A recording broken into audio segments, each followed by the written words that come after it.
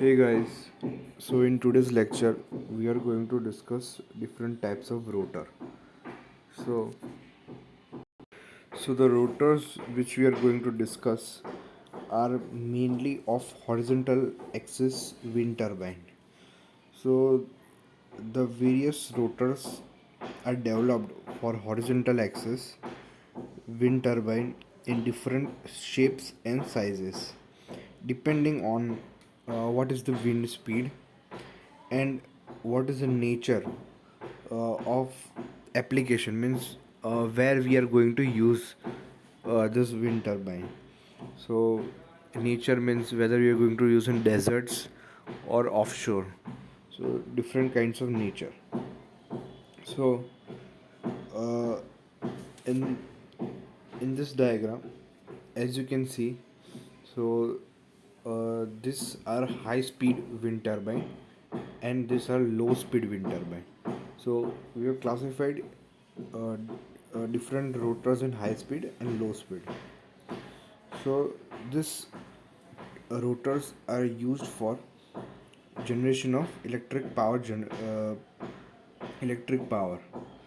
So generally the speeds of this type of rotor ranges between 300 to 400 rpm. So rotors are generally manufactured with, as you can see in the diagram, single blade, two blade, three blade. Generally 2 and 3 blade are preferred. So a single blade rotor with a balancing counterweight is economical. It is very much economical because only one blade, so the cost is reduced drastically. It has simple controls, but it is noisier and produces unbalanced forces. It is used for low power applications. Then in second, then in second two blade rotor, as you can see, it is it is used in a little bit higher power where it is required, and three blade rotor where more power is required. So as the rotor blades are increasing, so the cost also will increase. Then at the last there is a two blade rotor, that is swelling rotor. This swelling rotor, so the swelling rotor blade surfaces are made of cloths, so basically from nylon or plastics arranged as meshed and pulled. So there is also variation of number of sails used. So this number of sails used can be varied. So these are the high speed rotors. Now we will discuss low speed rotors.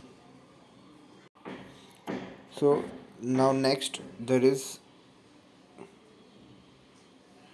low speed wind turbine rotors. So in low speed rotors, they are most suited for water lifting applications which require high starting torque. So where water is required to be lifted, they can capture power even from very slow winds. So if the wind is very slow, then also this rotor will rotate. So as you can see, there are three types. It is chalk, multi-blade rotor, American multi-blade rotor, and Dutch type rotor. So multi-blade rotor generally consists of number of curved sheet metal blades with increasing chord length away from the center.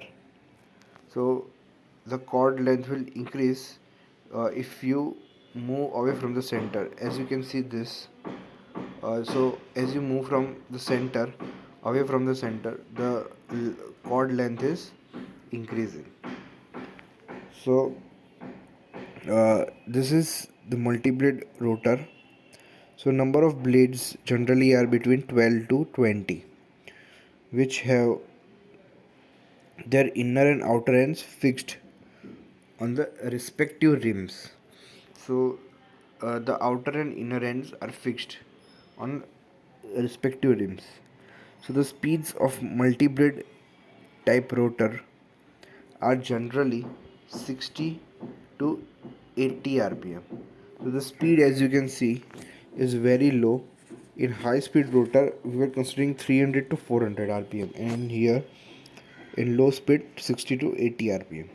So they are good power, they have good coefficient of power, torque is very good, and also simple and low cost. These are simple and low cost. While the Dutch type, this Dutch type rotor, this Dutch type rotor is the oldest design, and the blade surface are made from array of wooden slats which feather at high wind speeds. So this you have seen generally in western or European rotors where they use. Generally, you must have seen this in movies. So this is a Dutch type rotor. Next, so the next component of horizontal axis wind turbine is, which we are going to discuss, is pitch. So here in pitch control system, so this is the mechanism of pitch control. So the pitch of a blade is controlled by rotating it from its root where it is connected to the hub. So this is the hub from which the pitch has been controlled. So when it is this hub is rotated, so uh, this pitch is been controlled. So from this is the blade root. So this root is connected to the hub. So from its root where it is connected to the hub. So control. Pitch control mechanism is provided through the hub of the rotor using hydraulic jack. So where the hub is there in the turbine, so from there it is controlled by using hydraulic jack. So there is a jack with which it is controlled. So the controller continuously adjusts the pitch to obtain the optimum performance. So the controller what it does, so it continuously mm, controls the pitch. So pitch has been controlled to obtain the optimum performance. So optimum performance is obtained. Thereby, the power and speed of the wind turbine shaft is adjusted to match with generator speed and its electrical output. So, with the help of this, the power is matched with the speed of the generator and the output, electrical output, which we are getting. So, this is the system how the pitch is being controlled. So as you see, with the help of hub which is rotated, so by which the pitch has been controlled. So now next is upwind and downwind machines. So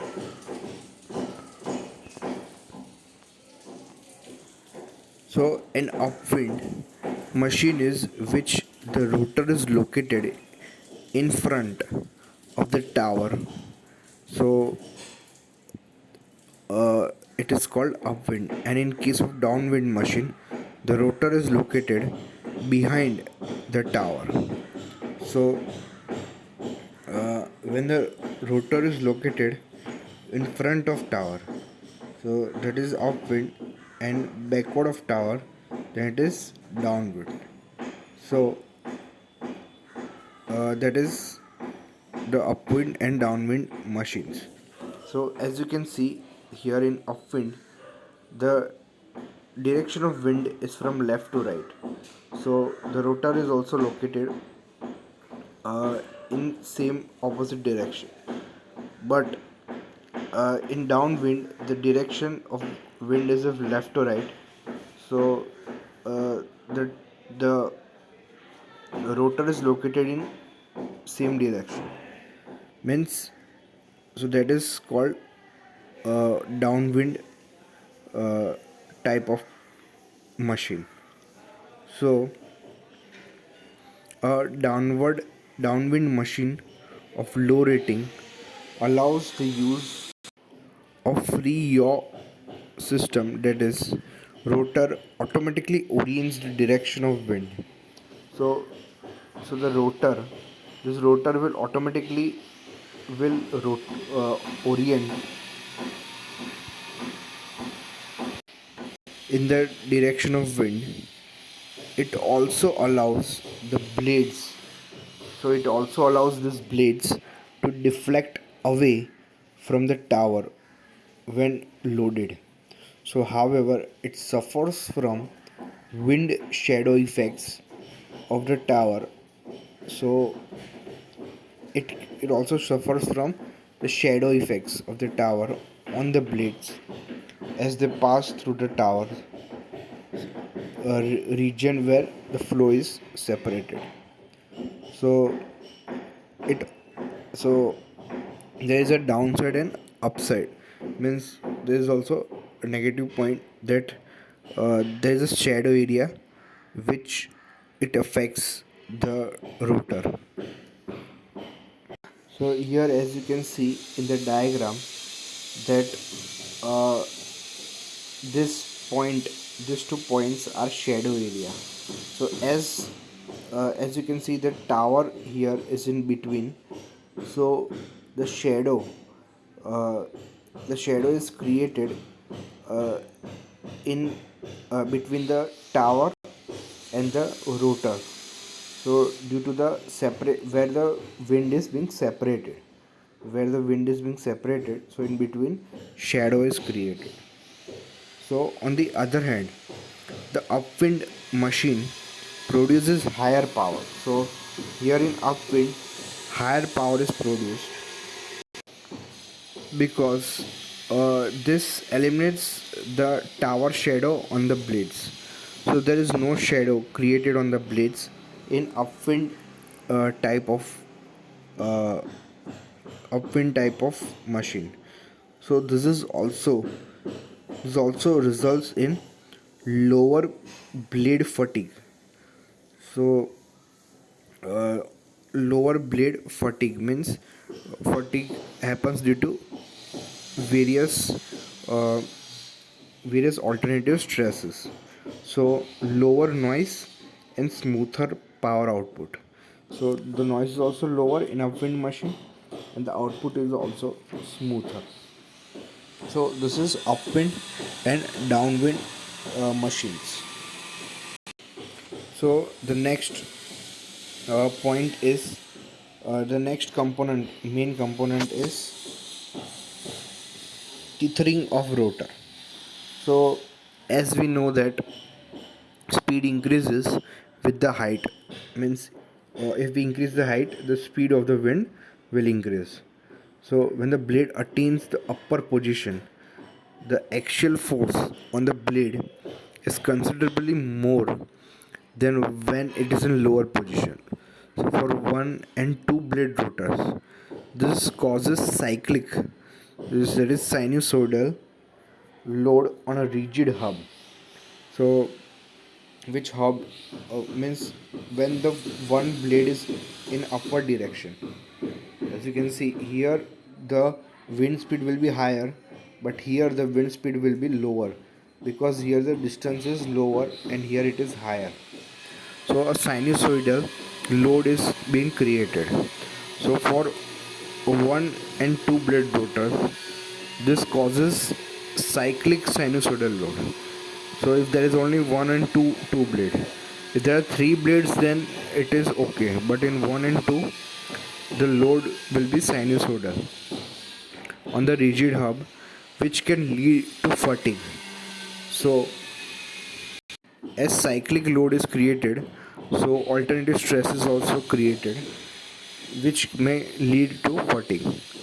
So this is greatly relieved by providing a pivot with the hub. So if there is a pivot is provided in the hub, that is called teeter hinge.